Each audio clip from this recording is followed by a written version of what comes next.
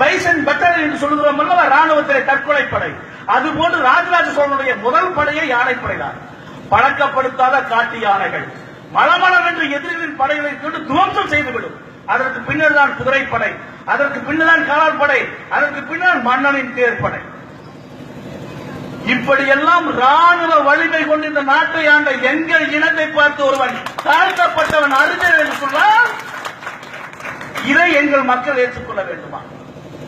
என் சகோதரி பாடுகிறார், வயல்களிலே நாற்று நடுகின்ற பொழுது இன்றும் இந்த சோழ மன்னனுடைய பாடல் எங்கள் பகுதியில் இருக்கிறது.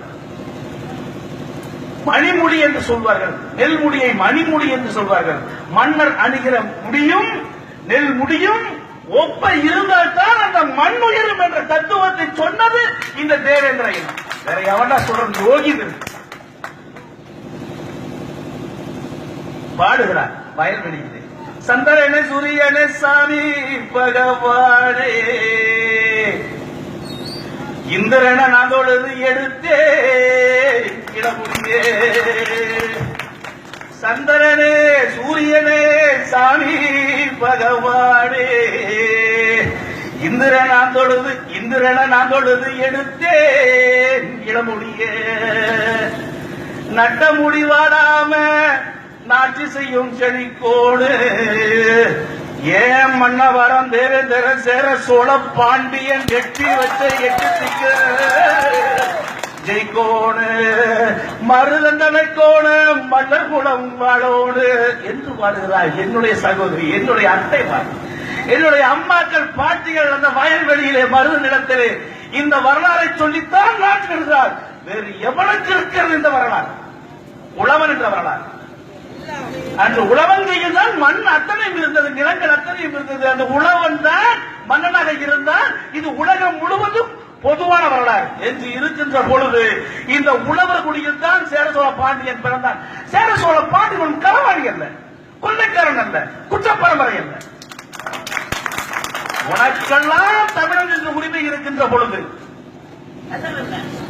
உனக்கெல்லாம் தமிழன் என்ற உரிமை இருக்கின்ற பொழுது இந்த இந்திய துணைக்கண்டத்தை வென்றெடுத்து ஆசிய கண்டம் முழுவதும் ஆட்சி செய்த எங்களுக்கு தேவேந்திர குல வேளாளருக்கு குடும்பனார், காலாளி, மூப்பனார், பழகனார், வயற்காரர் பட்டத்தை பெற்ற பண்ணாடிமாருக்கு எவ்வளவு திமிர் இருக்க வேண்டும்?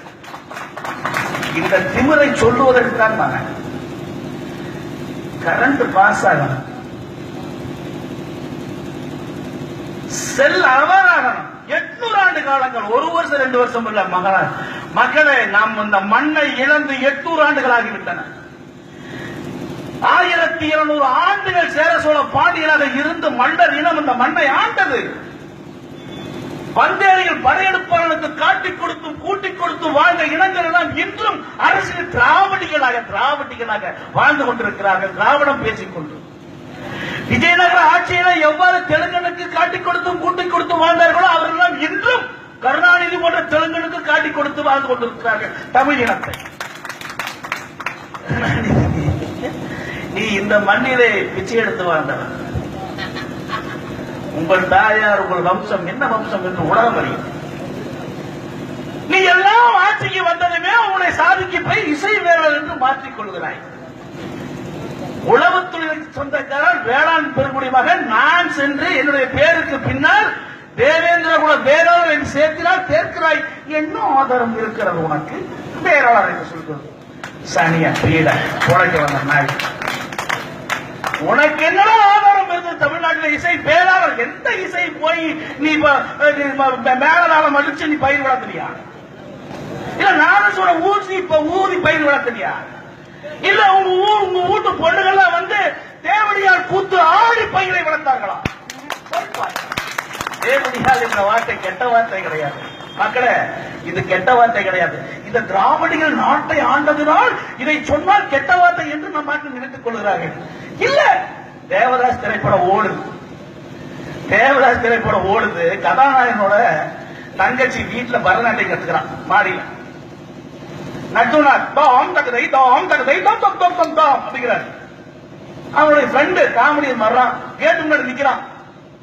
கதாநாயகனை பார்த்து கேட்கிறார், ஏன் என்ன தேவையா கூத்து நடக்குது உங்க வீட்டுலங்கிறான். என் மனைவி என்ற ஒரு திரைப்படம். அந்த திரைப்படத்திலே கதாநாயகன் ஒரு தாசி வீட்டு பெண்ணை காதலித்து திருமணம் செய்ய